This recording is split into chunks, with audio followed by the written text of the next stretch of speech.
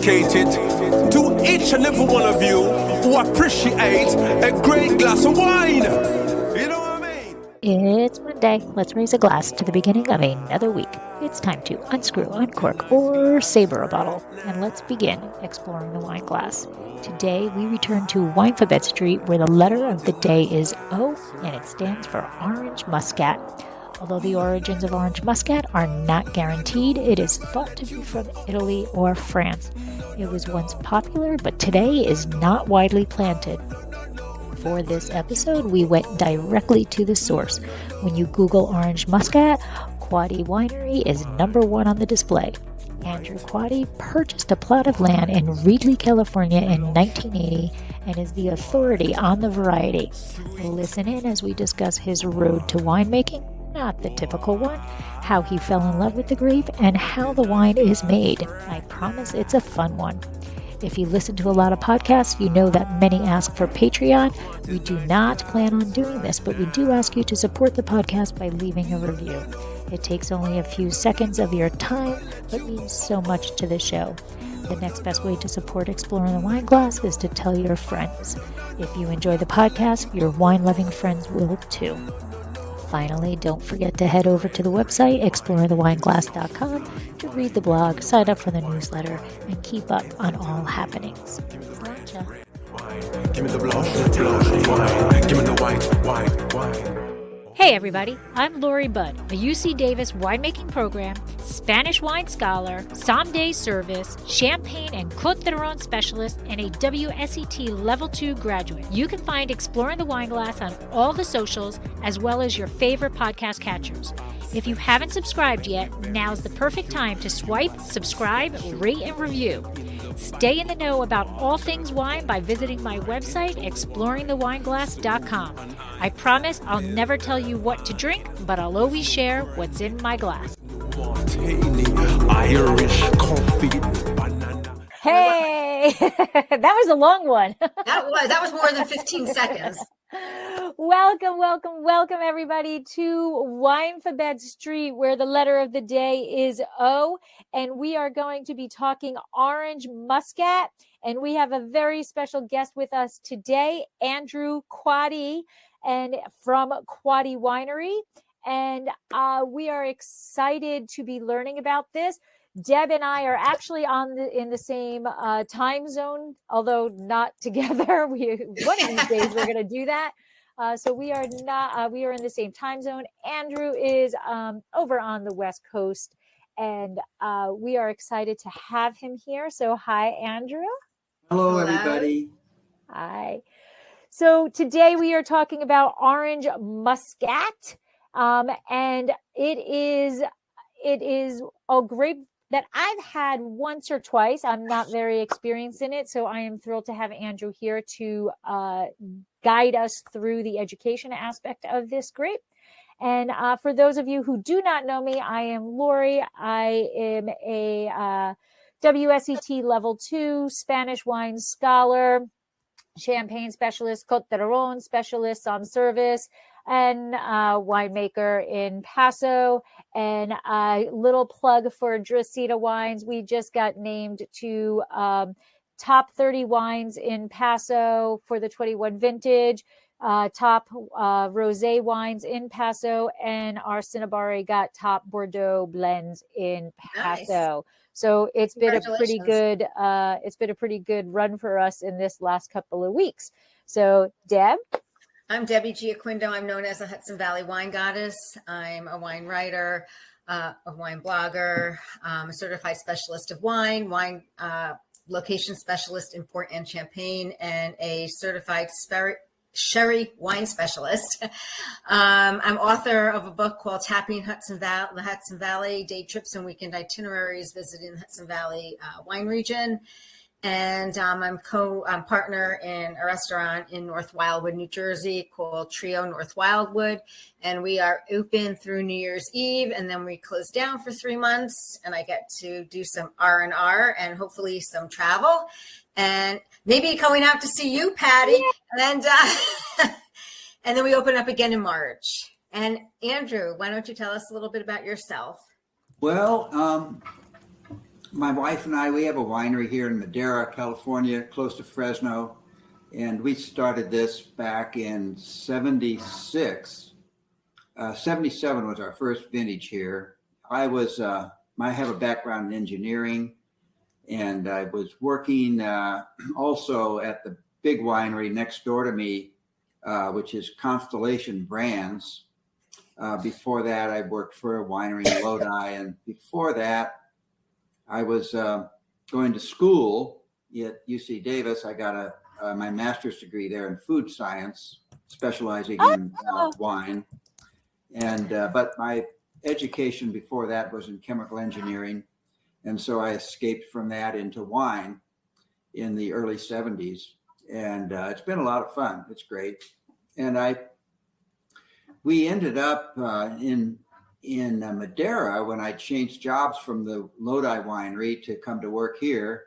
And we had we put up a winery behind our house, a little baby winery, and made wine there on evenings and weekends when I had some spare time from the other job. So at one point we were introduced to this grape variety that most people had never heard of before, called Orange Muscat. Actually, when I was a student at Davis, all the students in the course, one of the courses I was taking, had to make a wine out of Orange Muscat because the UC had a very small, I think maybe a dozen of these Orange Muscat grapevines, and so we had more than that. But in any case, there was enough for people to make a little wine as an experiment. And I don't believe that anybody was very excited about it. What they made from the UC Davis vineyard that year, but in any case, I was making California port in my little backyard winery, and the local viticulture expert, they work for the state of California agricultural attache or something like that. He said he met me one day, and he wanted to let me know that a couple of farmers from Kerman, a little town near us, had purchased a vineyard, a very large vineyard, 2,000 acres. And in the middle of this vineyard, there had been a plot of grapes that they didn't know what it was. And they called this agricultural extensionist grape person over to figure out what it was. And he determined, and it was this grape called Orange Muscat. And he wanted to tell me about it because I was I had my port business going, and he thought, well, maybe I'd like to do a sweet white wine, you see, because a Muscat was a white grape, and this was a white grape. And so we did. We experimented with this variety, and a few years later, we came out with a wine called Essentia, which became a big hit. And actually, it became such a big hit that I was able to leave my day job and just, actually, Laurel, my wife, I have to give her credit. We could live off what she made.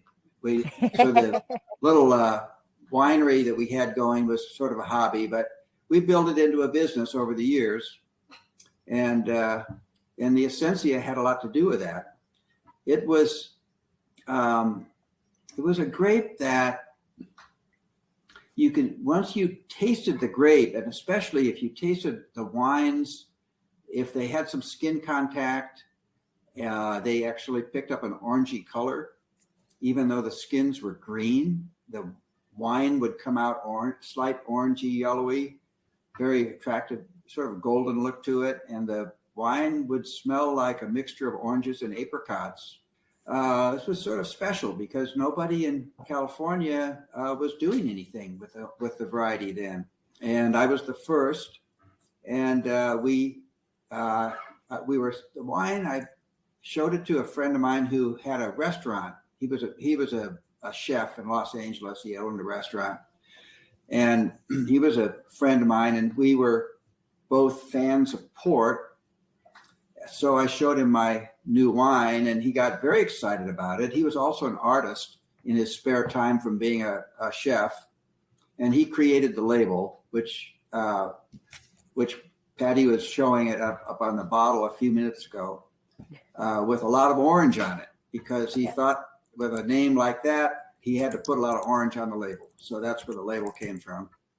And it sort of Debbie, shows, you want to just show that again? Yeah. Debbie, Shows, you want to just show that again? Yeah, it shows, isn't that neat? It's a beautiful So label. It was one of those type of an artist that likes to throw the paint on the canvas and create something interesting. And he was that kind of an artist, and that's what he did. So, so that's where we got started. That's great. All right. And I'm like, we have to have a conversation off camera about the food science thing. I got to get Mike up there, and we got to visit you in person so we can all geek out on food science. Because small world, food science, you don't hear that all the time. So we are going to we're going to get into the conversation, but first it's Elmo time.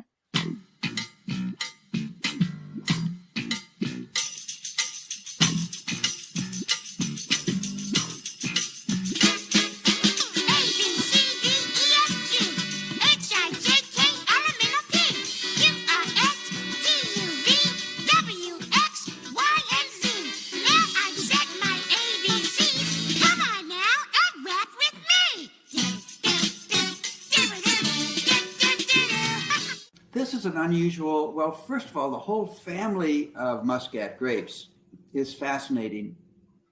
For one thing, it was fairly recent that people became aware of the fact that there's more than one grape called that's a Muscat grape. There are different, very distinctive differences between the different varieties of Muscat. But when you go to a winery that makes, in Europe especially, when you go to a winery that has a Muscat wine and you ask them what kind of grape it's made from, it's called Muscat. That's what they say. So in Italy, they say it's Muscat, but they're using the Muscat, Moscato Bianco, right? If you go to Spain and you say, what grape are you using for your Muscat? And they say, it's the Muscat. But their Muscat is called the Muscat of Alexandria. And I believe in... Are they the same grapes? No, these are different varieties, see? Except that they do have... The local name is oftentimes Muscat, right? But the correct name has another word attached to it, like Moscato Bianco, see? And the Orange Muscat, turns out, came from Italy. And it came from a little tiny part of Italy called the Colli Ugani, which is halfway between Venice and Verona. And people that don't come from there or live there are always amazed when they say that there's another grape in Italy besides the Moscato Bianco. And there's this Moscato Fior d'Arancio is what they call it there. And they use it to make a bubbly, sweet wine, which is served with weddings. And a lot of people go to Colli Ugani to have their weddings there. And when they do, it's a very pretty area. And they have this wine with it. So Deb, I'm sorry. Can you just hold the bottle up for another second? Sure. So let it get into focus. Is it my eyes, or is that spelled with a K? Oh, it's spelled with Essentia is the name. It's a fancy name. M-U-S-C-A. No, it says C-A-T. Okay, it's just my eyes. Okay. Muscat. Okay. M-U-S-C-A-t. Right. No K. Okay. I thought it was a different spelling that I should be wearing glasses. Okay. There you I'm go. sorry. Yeah. So Andrew, to go back, you're talking about, just to bring it back, because I took you offline, you're talking about the different muscats that are out there. And although they're all called muscats, they're different varieties. Yeah, they're different grape varieties. Right. The Muscat is a family of grapes. So at our winery, we grow 3 Muscat grape varieties with the Orange Muscat. There's a variety called the Muscat Hamburg, which has a black skin, and it's a really delicious grape. It's oftentimes in Europe, it's grown as a table fruit. They just eat it by the, by the grapes. They don't make wine out of it, but we make wine out of it, a red wine with a sort of a rose-like aroma to it.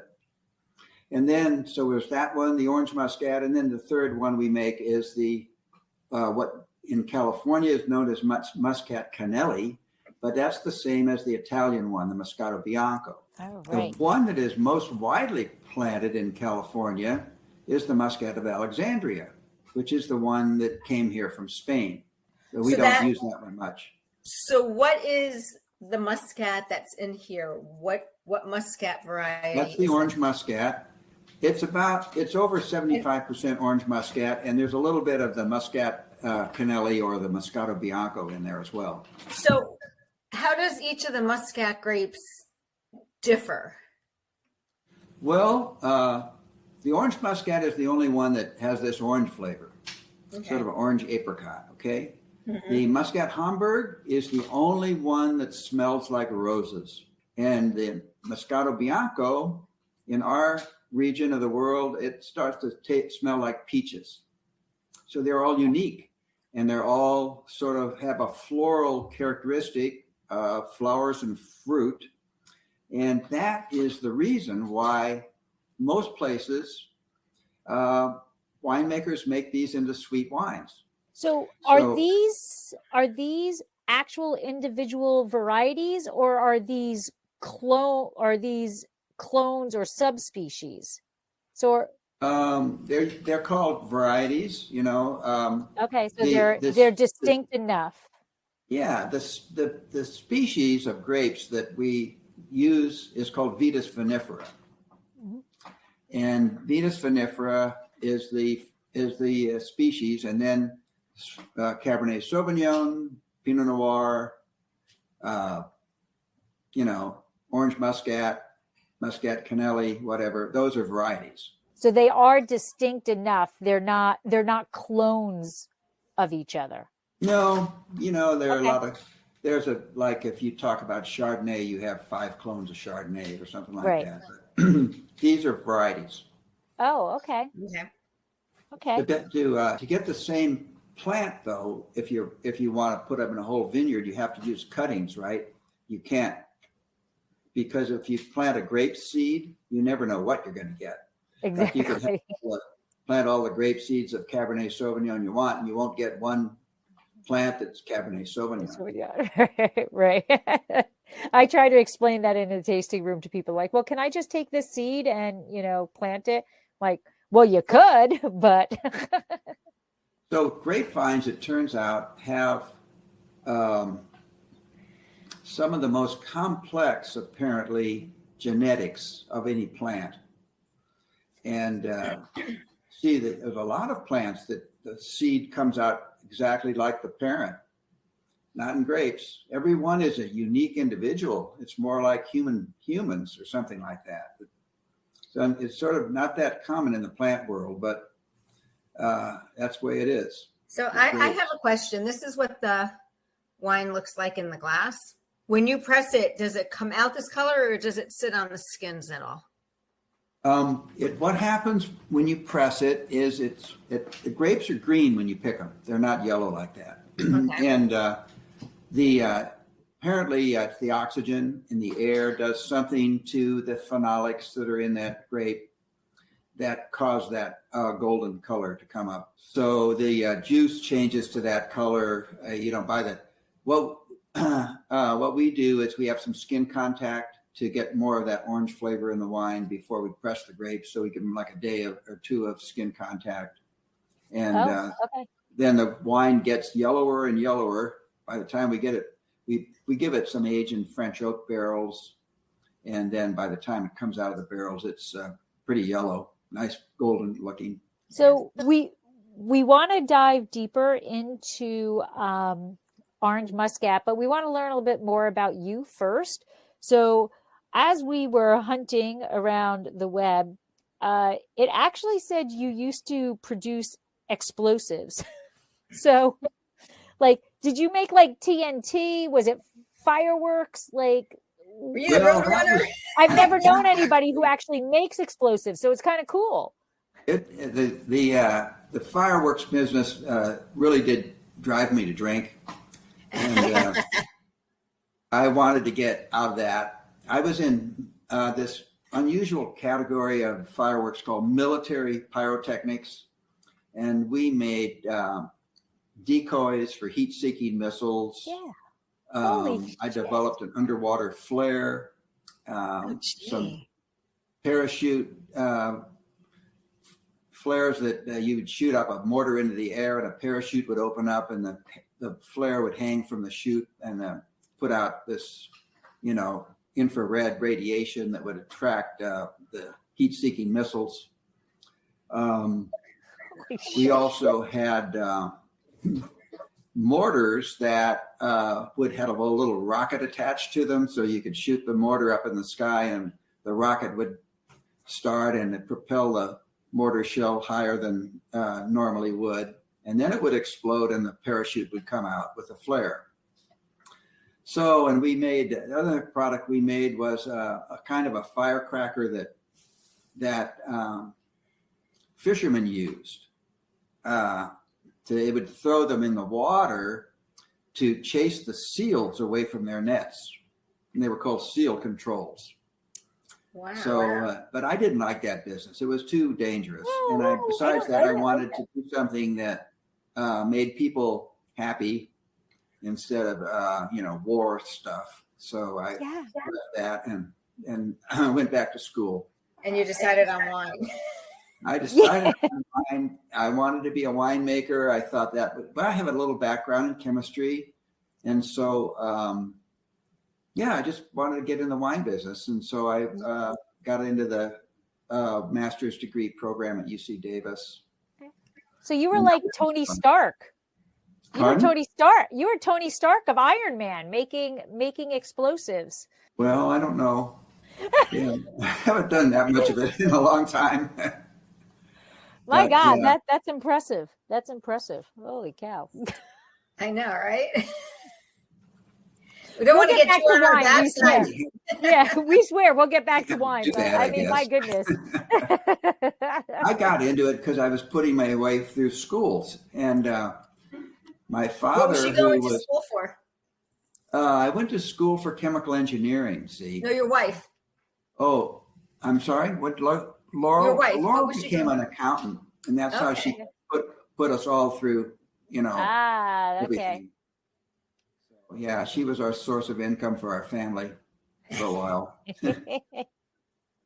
Now we split the job. There you go. Yeah. Go ahead, Deb. So what else can I tell you about? I think that when you get into these grape varieties and in their uniqueness, it's really interesting to wonder how nature came up with these things, and when you think about it, there's really only one explanation: that the plant wants to be successful, right? So it could reproduce itself.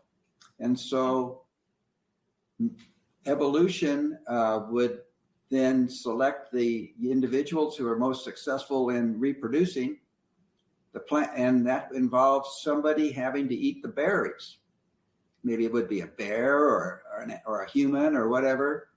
And so the berries that tasted the most interesting to the eater were the ones that survived. And so you have there's mutations and stuff over time, and new things appear. And at some point, nature created this grape that tasted like oranges and apricots, and it was somewhere maybe in this part of Italy, Colli Ugani, and people there selected this grape from other grapes because they liked the taste, and there we have it. So there is it seems to be that both Italy and France both claim that they're kind of the birthplace of it, but are they the birthplace of two different varieties? Who do you think is the birthplace? Well, I think it's most likely that the Orange Muscat came from Italy. Okay. It's not really grown in France.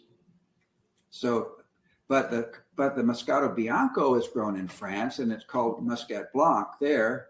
And so it's grown in both places, and it has a lot of big fans in both countries that make great wines from it. And there's also a few growers in both countries that use the Muscat of Alexandria too. Yes, that seems to be more common in Italy. No, the Muscat de Alexandria. Yeah, you see it in southern Italy. In northern Italy, it's very frowned upon. I frown upon it. Isn't that there's a DO? Isn't the Moscato de Alexandria? There's a DOC that's specific to that grape variety in southern Italy? So it's kind of right. It's revered there, right? It's called is it called the Zazebo? I think it's called the Zazebo or something like that in southern Italy. Okay. I just kind of in the back of my brain, Debbie, I remember, I think you were with me. We were at in El Gato, the cat, the thing in New York City that was the Moscato DOC G, right? It's a G. Yeah. Right. Okay. So how did you fall in love? I mean, was it just that it showed up there and you made it at UC Davis? So you're like, okay, I kind of know this grape, but making wine, but becoming passionate about it are two completely different things. In California, our wine industry was created by immigrants from Italy who brought grapes from their country here. And that's there's just a really very few French guys came. Most of them were Italian. And so somebody must have brought this Orange Muscat here. But the immigrants didn't know, usually the grapes are so local, see, that they didn't realize that they had a certain name, and they would just call it the Muscat, right? And but when it turned out that the Muscat that somebody brought here tasted a lot different from the Muscats that other people brought, the guy that they came up with this name of Orange Muscat. And so the one that was orangey tasting got that name. The other ones were just called, they were called Muscat Canelli, maybe because somebody came from Canelli, a part of the area in Asti area where that's it, Asti. That's it. That's the DOCG. That's it. That's what you were looking for? Yes. Yes. So Asti's in Italy, right? And we got it Asti in California, and of course it's Italians all over the place doing and all of them are making wine and calling the grape whatever it was called where they came from. So somebody must have come from Canelli. That's why we call it Muscat Canelli here. So, but the guy from who came from the Colli Ugani, he didn't know what to call his Muscat, but when people tasted it, they said it tasted like orange, so it got this name Orange Muscat. Yet it was only I'd say about 10 or 15 years ago when these grape genetic experts, people who could understand or compare the DNA in different plants to see if it was similar, they figured out that this was the same grape as the one growing in the Colli Ugani. Isn't that neat? And they'd already decided to call it Orange Muscat. And in Italy, it's called the Moscato Fior d'Arancio, Muscat of the orange blossom. So do we know the DNA of the Orange Muscat? Well, somebody must have, because they determined it was the same as the one in Italy, see? Okay. Okay. So this is my first experience with Orange Muscat. So what can I expect when I take a sip of it? I've already taken a sip, but for people that don't have the wine, what can they expect? And is it always made as a dessert wine? Can it be made dry? Can it be made sparkling? It doesn't make a very well in Quady they do make it a sparkling sweet wine. That's for the weddings. I don't think it makes a very good dry wine because this variety has a very high tannin level. In fact, there was an article, I can't remember where I saw this, it was some years ago, but it was an Italian chemistry person determined that the Orange Muscat grape, or what they call the Moscato Fiordorancio, has the highest tannin or phenolic compound of any white grape. And it's actually even higher in phenolics than many red grapes. So if you want to make it into a dry wine without sweetness, you're going to be stuck with some bitterness that you may not enjoy. And but in the these phenolics also result in this orange color. You might be able to pick up in your tasting, you might be able to pick up a certain texture or maybe even a little bit of bitterness in there that's coming from this grape. Very unusual to have that. A little bit, Yeah. just a little bit. It's smooth. It's very orangey. It's a nice dessert wine. It's very. What's the alcohol on it? We make it at 15. 15. Yeah. Okay. And it's I learned I learned about this when I was studying viticulture and enology at Davis.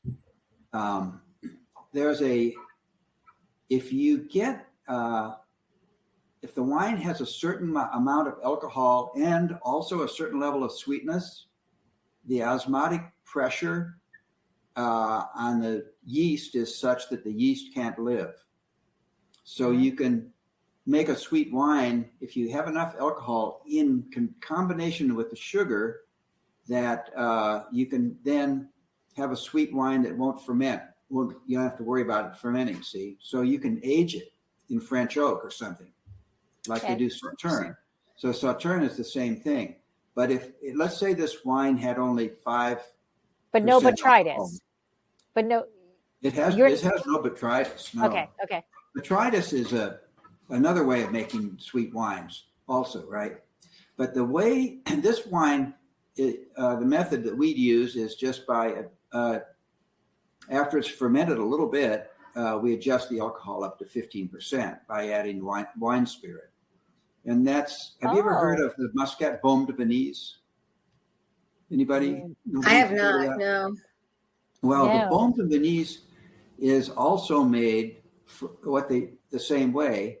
They use the Muscat Blanc, and they add the alcohol and bring it up to 15%. And it's a delicious wine. It sort of reminds you of peaches, and it's it's available in that part of the southern Rhone region. Is where they grow a lot of these muscats, and they make this Baume de Venise. And my wife and I, we were there after I graduated. We did a little trip to Europe and looking for interesting things. And in that part of France, we discovered this wine being served at a restaurant where it was accompanied. It was a little like one of those places where they give you 3 courses for lunch, a prefix lunch, and with the dessert you got a glass of this wine, and they had a little cake that it went with it, and the wine smelled like peaches and stuff, and it was just wonderful. Really a gastronomic experience. And so that was part of my thinking when I did the Essentia wine. See, is that people would use it as a dessert accompaniment, and they would be able to enjoy it in a gastronomic way. And it did actually acquire a lot of fans for that.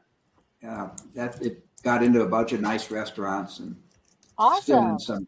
And now, a word from our sponsor.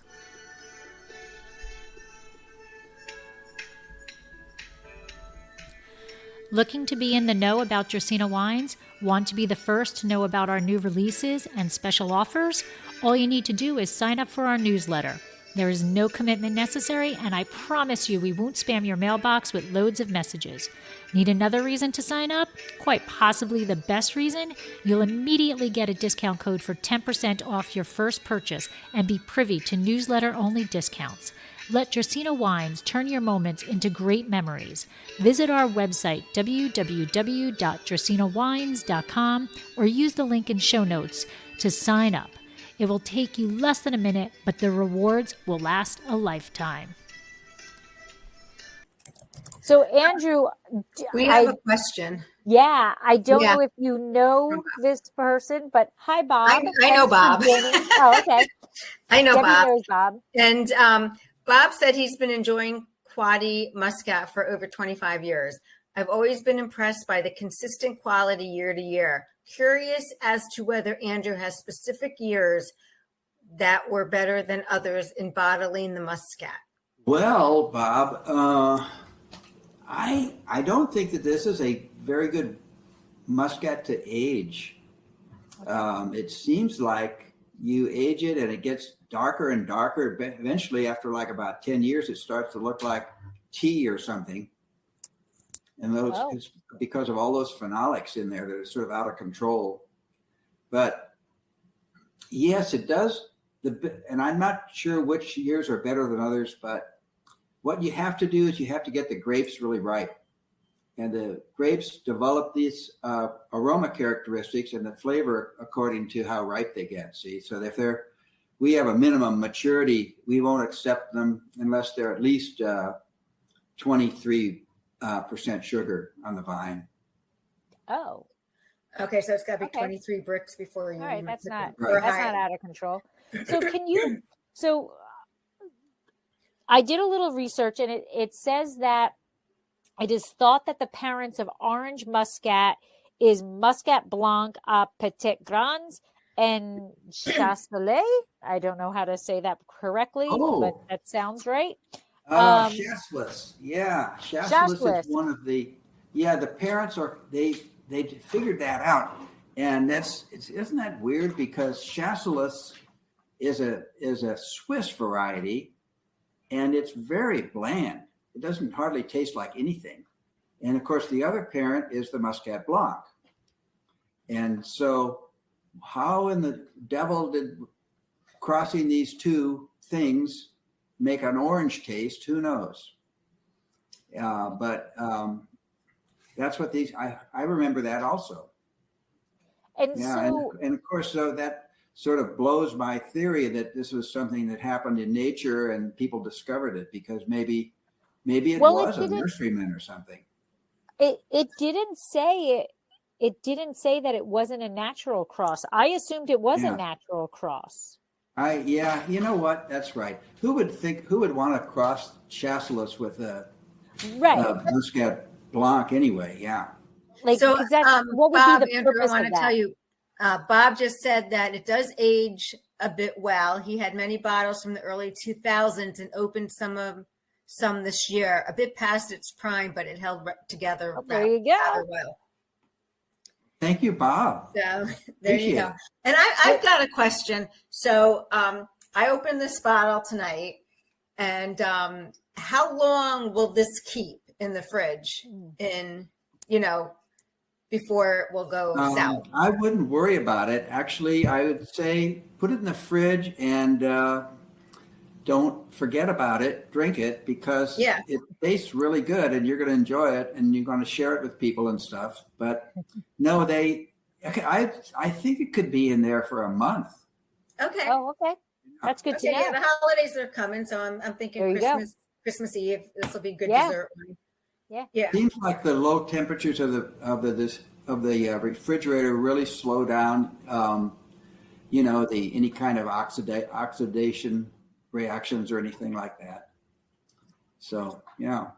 Okay. And on the same lines, as I said, Christmas Eve, what would you pair with that would pair well with the Orange Muscat? Well, you have a lot of choices. Sweet things, I would say a cake or something like that, maybe an almond cake would be really good. Okay. A dessert should not be sweeter than the wine, though. That's sort of a good rule when you're working with sweet wines. Yeah. So I'm making a cranberry upside down cake for Christmas Eve. I think this is going to taste nicely with it. Yeah. Mm-hmm. I want to go back to. Kevin says cheesecake. Yes, I can see cheesecake. Okay. Yep. Cheesecake would be perfect. Yeah. Yeah. I want to go back to that you add grape spirit to it. So you're making it kind of in like a sherry style. So can you walk us through your from harvest to bottle, basically how what you said that you do 23 bricks, but from there you bring it to the vineyard, you bring it to the winery. Are you pressing whole? Are you pressing right off the bat? Oh, well, you said that you have it on skins for 24 to 48 hours, right? Skin contact for 48. And then you press it off. And then take us from that step forward. How are you making this wine? Okay, so what we'll do is after our, let's say a day and a half to 2 days of skin contact at a low temperature, we'll chill this. When the grapes come in, we run them through a heat exchanger as well as a crusher stemmer, and bring the temperature down. Okay. And then it goes into a tank which is jacketed, which have glycol running through the jackets to try to bring the temperature down, because we don't want it to take off and start fermenting. See, so it's going to ferment a little bit anyway. But and then. Maybe we'll give it a few hours of skin contact after we've added the wine spirits. And then you press it. Then at that point, if you maybe then have to adjust that alcohol up again to get her a little closer to 15, maybe it'll be like, get it up to about 13, 14, something like that. And then I put it in French oak for about 6-8 months. And then it's bottled. So wait, I might have missed something. You're fermenting it to dryness? No, it's not dry. No, it's maybe getting about at the most a couple percent alcohol. That's all in fermentation. Maybe 4 at the most, and then we add the alcohol. So you're stopping fermentation by temperature? No, but the alcohol. Oh, by adding the alcohol. Okay. You have to maybe look this up. It's sort of a winemaker. There was an Italian scientist named Deli, and he figured that everybody knew that if you had a wine that was really, really sweet, like a Sauterne, okay, it won't ferment. And that's because it's too sweet. And the yeast can't handle all that sweetness. It's too much osmotic pressure. But if the sugar got low enough, let's say the sugar was like 5, 6, 7% sugar, the yeast just go to town, and they're going to convert that wine they're going to make alcohol out of it. Or like if you have fresh grapes could be 23 bricks, right? 25 bricks. Without any alcohol, they'll start to ferment. Okay. And they'll ferment to dryness too, because the alcohol is going up, but at the same time, the sweetness is dropping. Now, if you take that 23% grape juice and you add enough alcohol so that the Deli units, which is the combination of the alcohol times some number plus the sugar, exceed a certain number, I think it's something like 80 or something like that, then die off. Then the yeast can't ferment it. And you can make a wine without having to have super ripe grapes. So like Sauterne is made from botrytis affected grapes. And what happens there is that the botrytis attacks the skin of the grape, and the grapes shrivel up and they lose all their moisture, a lot of moisture. And so when they crush them, they get like 60, 70 bricks. And if they get that started, they get that fermenting. And what will happen is when the alcohol, it gets somewhere around 12 to 13% or somewhere in that range, it'll stick. And because the yeast have too much alcohol and still so much sugar in there, it'll stick. And that's the same principle of the deli units. Okay. So that's the way that wine is made. So all these sort of wines that were made in without using sterile filtration were made based on this principle of the deli units. So the other way you can make sweet wines is you can just filter all the yeast out. You have to have a real careful, filtration apparatus that has very fine pores, and it takes a lot of filtration. You have to maybe filter several times to get all those yeast out. And then you bottle it under at $125 a filter. Yeah, you bottle under sterile conditions. And that's the way a lot of the German sweet wines are produced. So when you're saying deli, so I can look this up because I'm intrigued. Is it deli DEHLI or DELI? I think it's spelled DELI unit, deli. Okay. And it was named after a guy named Deli who was a enology professor or something. And so when you're saying you're looking for the Orange Muscat to get to 23 bricks, so lots of time, like different varieties, as they go through different bricks levels, they're ripening at different levels for the different sugars. What would happen to that grape if you picked it at 21 or you picked it at like 25 or 26? Are those flavors that you're looking for going to change? Like Cabernet Franc, which we specialize in, Cabernet Franc flavors start to change. The as it ripens, it changes what's going on in there. So does that, if you picked it at 21, would you get a different profile than if you picked it at 23 or 25? Oh yeah, sure. Well, at 21, that all fruit there's a certain, for any particular fruit, there's sort of a sugar level where it's ripe. Okay. Mm-hmm. And the amazing thing about the variety, the grape variety Vitis vinifera, is vinifera means wine making. And Vitis vinifera is one of the very few fruits that will get up to 23 bricks or 24 bricks.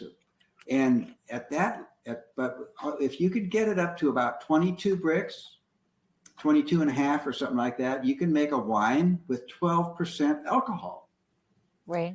Which is reasonably stable and is a very nice level of alcohol for enjoyment. And your wine is not going to go ferment on you if you keep it airtight in the bottle. So we're really lucky that this plant evolved that way. So because like apple wine, no way. Plums, no way. See, different. Cherries, no way. They can't get that right. The only way you can do it by dehydrate. Bob, how he got introduced to your wine. He was in London back in the 90s and was in a pub called PJ's, and on the menu was your Orange Muscat. And he knew it was from California. He never tried it, so he ordered a glass, and it was spectacular. And once he came back into the States, he searched it out. Well, that's Bob, where do you live? I love that. He lives in Jersey. He lives not too far from where you are. Oh, okay. In the UK now, we is a really pretty good market for our wines, and we sell a bunch of our sweet wines there. There's a wine called Elysium, actually, that outsells the Essentia. And we're in, very, very nice restaurants, the Ritz Hotel, Spago. Very nice. Well, we were in Spago. Spago, nice. Let's see, in London. Oh, what's that restaurant? The Ritz. There's another fancy hotel. I'll think of it in a minute. But in any case, so and in the Netherlands too. I want to geek a bit. I want to geek back again. So when you're processing, are you destemming whole cluster? Like what? I'm thinking if you're I'm going down this rabbit hole, and Debbie, you can tell me to shut up. But I like the rabbit hole. I'm like, my brain is like on overload right now. So like you're talking about potential bitterness within the orange muscat. So I'm thinking you want to destem it, but I don't know. Like this is like such an. Oh yeah, we use a crusher. We use a destemmered crusher, so it destems. Okay. And gets the stems out. Yeah, there's nothing but crummy, stemmy taste in stems. You don't want to have stems in your wine usually. So especially if they're sort of on the green side, if they're dry and brittle, it's not so bad. But okay. And when are you typically harvesting? Like, is orange muscat an early ripener? Like, when is it? So it's early. Okay. Yeah, we pick it in August, late August, usually last week in August, or even early in August. Well, we're hot here in Madeira. We have summer comes fast and things ripen up. In a good year, we're all done with the muscat by the end of August. Okay, and this vintage also 2023. 23 was a late vintage. That's okay. We had all that rain and it was cool, and there was a huge crop, and so it took. We didn't really pick anything in August. Everything came in like mid-September. Is it susceptible to disease pressure? It's orange muscat has a fairly loose cluster, so you have a reasonably good fighting chance of being able to control the mildew. But the other one, Muscat Canelli or the Moscato Bianco, that's the one that they have in Italy and France. That one has a tight cluster, and it's really hard for the growers to get it really ripe. It'll start to they got to be careful they don't water too much, because the berries will pop, and then you get bunch rot inside the bunches and stuff. The third one we use is the black skin muscat, the Muscat Hamburg, and it's an easy one to grow. It's loose bunch, but we have to do a lot of fooling around with the black muscat to get that rose smell. Okay. We have a minimum bricks on black muscat of 25, and then we have them go through the vineyard and thin the bunches. They have to cane prune, and then they have to organize the canes so that the bunches are so many inches apart on the cane, so that they get a lot of air and stuff. And are they larger clusters? Yeah, big. They can be really big, and so you don't want to, give them too much water. You don't want to give them too much fertilizer. Otherwise, they'll just be big balls of water and won't have that nice rose smell. And what about the soil? Are they all in the same soil type? What is the soil type there? And also elevation. We're about 200, 300 feet above sea level here in Madeira, and our vineyard that we have a little 10-acre vineyard of our own, and it has everything going from heavy clay to sand in that vineyard, and everything is its own little challenge. The sandy stuff, the vines are always running out of water because the water, sand doesn't hold any water. And then in the heavy clay, you got to be careful you don't overwater them because they'll, Right. So. Holds it. Yeah. So what would be the ideal soil that the Orange Muscat would grow in? I'd say it's somewhere between sand and heavy clay.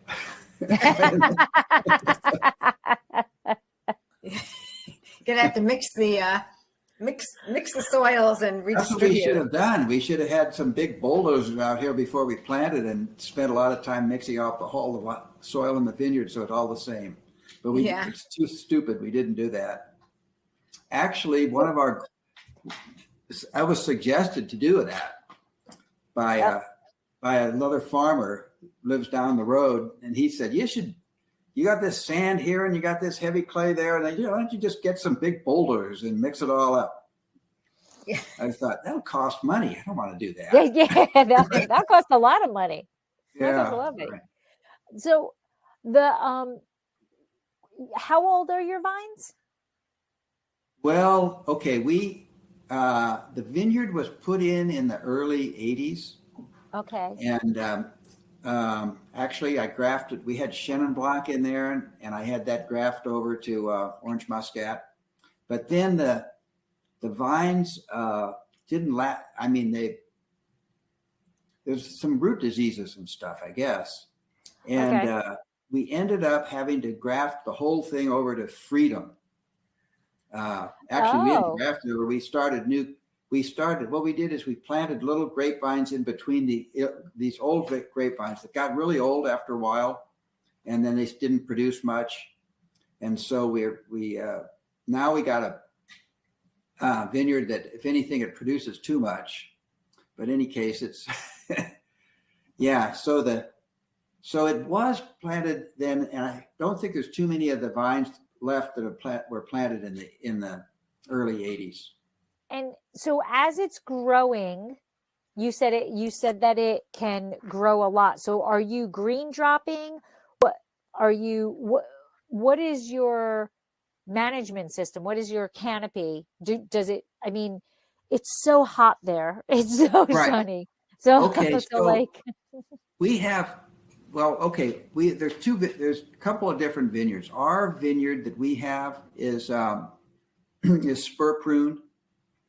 And but most of all the other ones where we have growers that are under long-term contract with us, and we have a sort of a farming guy that manages these vineyards, and we've developed over the years the best practices for each of the three varieties. So the Canelli, the Muscat Canelli and the Muscat Hamburg, that's the black-skinned one, are all grown with cane pruning. Mm-hmm. And with the cane pruning, you can take these long canes, and you can place them where you want them. Right. So horizontally and vertically, right?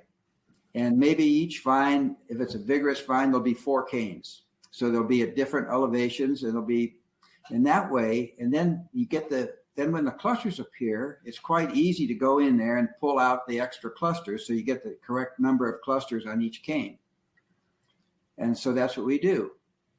Okay. And so the advantage of that is to not overcrop, and to allow plenty of access to the bunches, so you can, if you need to apply a mildewcide or something, sulfur, control mildew, it's easy to get them, get everything on the bunches. And also the flavor's better if they get some light. You don't want them covered up by a thick canopy, so you could go in and remove some leaves to give them some light. So that's the way we have our main growers do it. Our little vineyard is still stuck on this spur pruning. And so we just have to live with it. Andrew, how do you see the role of Orange Muscat evolving in a broader context within the wine industry? Well, you know what? I think sometimes maybe Some of it is getting mixed in small quantities into Chardonnay, for example. Really? Chardonnay, yeah, to add a little interesting floral character. That's what I see. Wow, I never. Take the place of Viognier. Also, That's interesting. I could tell you this. We also make a 4.5% alcohol sweet wine out of Orange Muscat. Oh. Yeah, it's called What's that? Electra. It's called Electra, and it's we just arrest the fermentation, and we sterile filter it, and then you get a 4.5% alcohol wine with 14-15% sugar, and so it's a whole different experience. But the Italians with Moscato, that's what they do in Asti, right? That's all this Moscato d'Asti wine is 5% alcohol. And the way they do that is exactly how we make our Electra. So how much sugar is in the Essentia? It's about 15, I think. Okay. So 15 alcohol and 15 residual sugar? Yep. It's balanced. I can't wait to try it. And then add the dessert on top of that, and you're really on a sugar high. Yeah, right? That's right. Yeah. A little creme brulee, a little cheesecake, a little wine. Yeah. So, Andrew, I want to thank you for coming on. We always try to keep people to like an hour so that we don't, we know your time is valuable.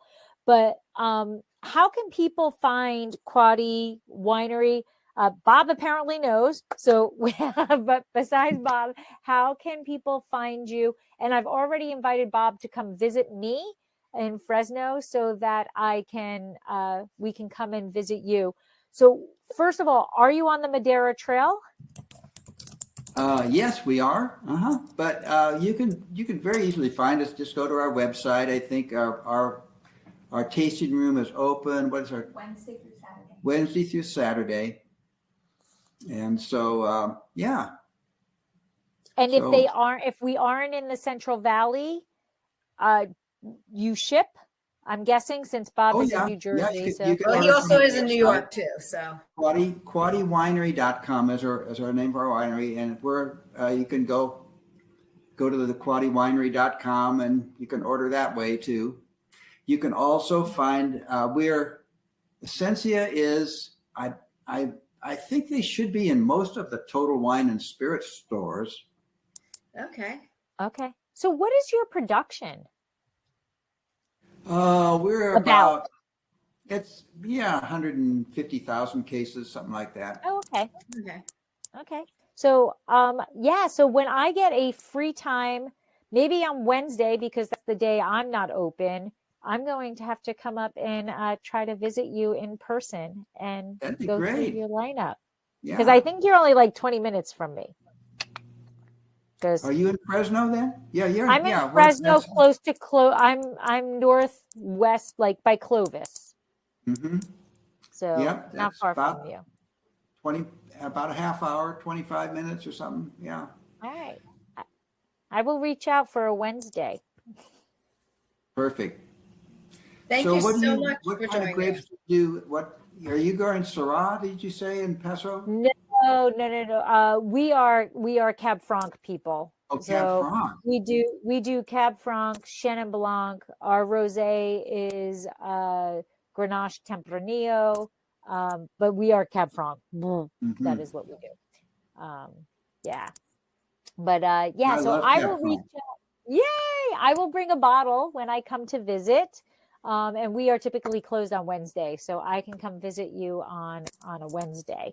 But I want to just make sure we didn't miss anything that you want us to know about Quady Winery. I just, we talked about Orange Muscat, but I want to know if we missed anything about Quady so people can find you.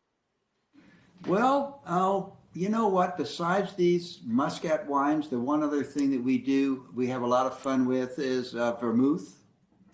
And we make a craft vermouth called Via Vermouth. I'll bring the vodka. We'll have martinis. Yeah. Mm-hmm.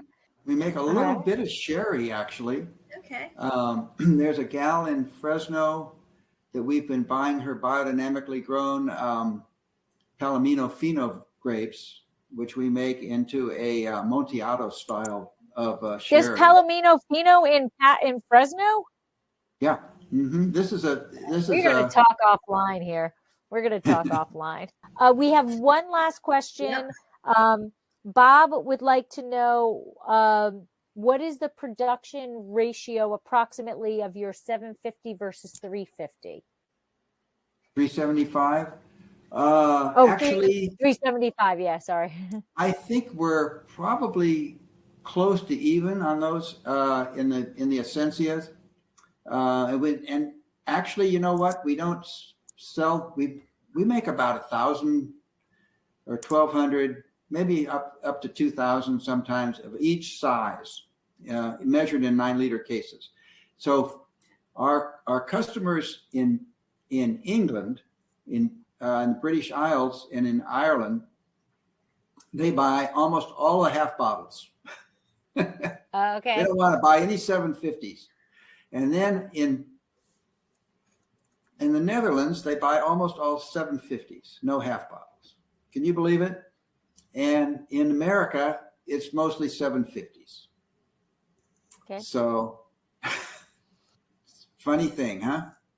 Yeah. You know. Well, thank you so much for sharing all this Orange Muscat wisdom and history and everything with us. I've been really, it's my first time with the grape, and I've learned so much, and I really like it. It's really nice. And I cannot wait. It is sitting in Fresno for me to try, so I cannot wait to give it a try. But I definitely will reach out, Chloe, if you're still there. I will send an email and find a date that we can get up there, and I will come. I would love to see the facility and do a little bit more research into the Orange Muscat. Okay. Well, we got a big vineyard of it right next to the house, and on the other side of the house is our winery. So we're surrounded by vines and wines. Perfect. Thank you so much, Andrew. Thank you so much for sharing all of your Orange Muscat passion, wisdom, and thank you so much. Sláinte. Yeah. Cheers. Well, thank you for making me part of the letter O today. Yay!